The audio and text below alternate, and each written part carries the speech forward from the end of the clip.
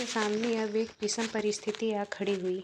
पति के देहांत के बाद उसे अपनी अवस्था का यह पहला और बहुत ही कड़वा अनुभव हुआ। दरिद्र विधवा के लिए इससे बड़ी और क्या विपत्ति हो सकती है कि जवान बेटी सिर पर सवार हो, लड़के नंगे पांव पढ़ने जा सकते हों, चौका बर्तन भी अपने हाथ से किया जा सकता है, रूखा सूखा खाकर निर्वाह किया जा सकता है, झोपड़े में दिन काटे जा सकते हैं, लेकिन युवती कन्या घर में नहीं बिठाई जा सकती।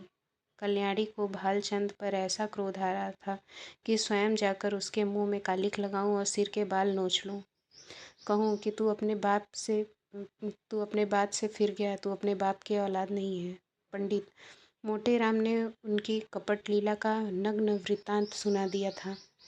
वह इसी क्रोध से भरी बैठी थी कि कृष्णा खेलती हुई आई और बोली, कै दिन में बारात आएगी अम्मा? पंडित तो आ गए। कल्याणी, बारात का सपना देख रही है क्या? कृष्णा, वही चंदर तो कह रहा था कि 2-3 दिन में बारात आएगी, क्या ना आएगी अम्मा? कल्याणी, एक बार तो कह दिया, सिर क्यों खाती है? कृष्णा, सबके घर तो बारात आ रही है, हमारे घर क्यों नहीं आती? कल्याणी, तेरे यहाँ जो बारात लाने वाला था उसके घर में आग लग गई। कृष्णा, सच अम्मा? तब तो सारा घर जल गया होगा, कहाँ रहते होंगे? बहन कहाँ जाके रहेगी? कल्याणी, अरे पगली, तू तो बात ही नहीं समझती, आग नहीं लगी, वह हमारे यहाँ ब्याह न करेंगे। कृष्णा, यह क्यों अम्मा? पहले तो वही बात ठीक हुई थी ना? कल्याणी, बहुत से रुपए मांगता है, मेरे पास उसे देने को रुपए नहीं है। कृष्णा, क्या बड़े लालची हैं क्या अम्मा? कल्याणी, लालची नहीं है तो और क्या है? पूरा कमाई, निर्दयी, दगाबाज। कृष्णा, तब तो अम्मा बहुत अच्छा हुआ कि उसके घर बहन का ब्याह नहीं हुआ, बहन उसके साथ कैसे रहती? ये तो बड़ी खुश होने की बात है अम्मा, तुम रंज क्यों करती हो? कल्याणी ने पुत्री को स्नेहमयी दृष्टि से देखा। इनका कथन कितना सत्य है, भोले शब्दों में समस्या का कितना मार्मिक निरूपण है। सचमुच ये तो प्रसन्न होने की बात है कि ऐसे कुपात्रों से संबंध नहीं हुआ, रंज की कोई बात ही नहीं।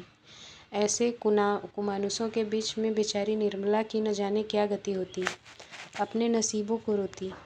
जरा सा घी दाल में अधिक पड़ जाता तो सारे घर में शोर मच जाता, जरा खाना ज़्यादा पक जाता तो सारा दुनिया सिर पर उठा लेती। लड़का भी ऐसा लोभी है।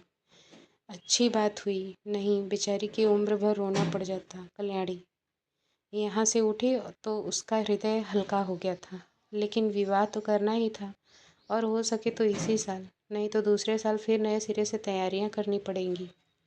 अब अच्छे घर की ज़रूरत न थी, अच्छे वर की ज़रूरत न थी। अभागिनी को अच्छा घर वर कहाँ मिलता है? अब तो किसी भांति सिर का बोझ उतारना था, किसी भांति लड़की को पार लगाना था, उसे कुएं में झोंकना था। यह रूपवती है, गुणशीला है, चतुर है, कुलीन है, तो क्या करें? दहेज नहीं तो उसके सारे गुण दोष हैं, दहेज हो तो सारे दोष गुण हैं।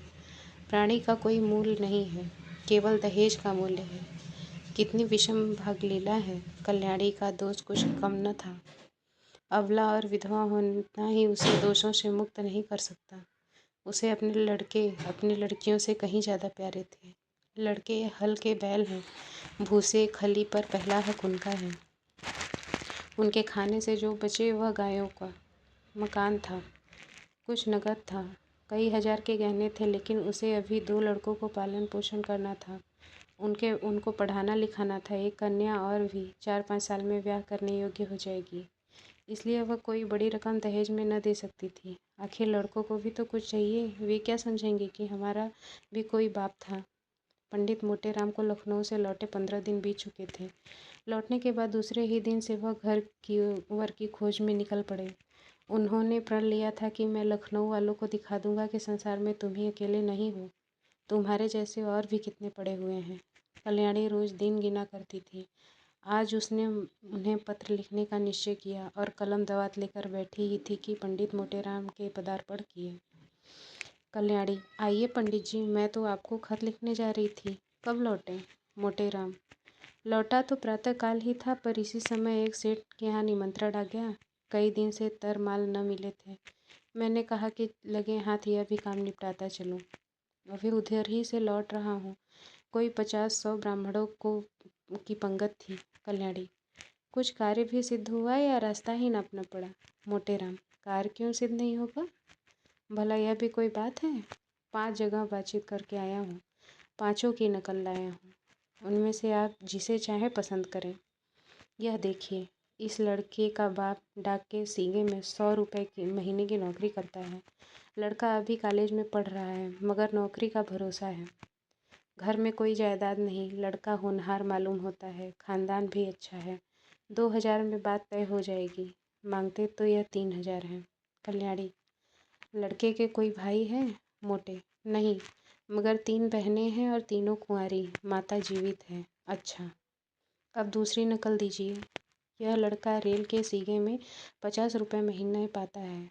माँ बाप नहीं है, बहुत ही रूपवान, सुशील और शरीर से खूब रिष्ट पुष्ट कसरती जवान है, मगर खानदान अच्छा नहीं। कोई कहता है माँ नाइन थी, कोई कहता है ठकुराइन। बाप किसी रियासत के मुख्तार थे। घर पर थोड़ी सी जमींदारी है, मगर उस पर कई हजार का कर्ज है। वहाँ कुछ लेना देना न पड़ेगा। उम्र कोई 20 साल होगी। कल्याणी, खानदान में दाग न होता तो मंजूर कर लेती, लेकिन देख कर तो मक्खी निकली नहीं जाती। मोटे, तीसरी नकल दीजिए। एक जमींदार का लड़का है, कोई 1000 सालाना नफ़ा है, कुछ खेती बाड़ी भी होती है। लड़का पढ़ लिख लेता तो थोड़ा ही है, कचहरी अदालत के काम में चतुर है। दुहाजू है, पहली स्त्री के मरे 1 साल हो गए। उससे कोई संतान नहीं, लेकिन रहन सहन मोटा है। पीसना कुटना घर में ही होता है। कल्याणी, कुछ दहेज मांगते हैं? मोटे, इसकी कुछ न पूछिए, 4000 सुनाते हैं। अच्छा, यह चौथी नकल दीजिए। लड़का वकील है, उम्र कोई 35 साल होगी, 300-400 की आमदनी है। पहली स्त्री मर चुकी है, उससे 3 लड़के हैं। अपना घर बनवाया है, कुछ जायदाद भी खरीदी है। यहाँ भी लेन देन का झगड़ा नहीं है। कल्याणी, खानदान कैसा है? मोटे, बहुत ही उत्तम, पुरानी रईस है। अच्छा, यह 5वीं नकल दीजिए। बाप का छापा खाना है। लड़का पढ़ा लिखा तो BA तक है, पर उस छापे खाने में काम करता है। उम्र 18 साल की होगी। घर में प्रेस के सिवाय और कोई जायदाद नहीं है, मगर किसी का कर्ज सिर नहीं है। खानदान न बहुत अच्छा है न बुरा। लड़का बहुत सुंदर और सच्चरित्र है, मगर 1000 से कम में मामला तय न होगा।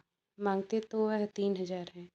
अब बताइए, आप कौन सा वर पसंद करती हैं? कल्याणी, आपको सबों में कौन सा पसंद है?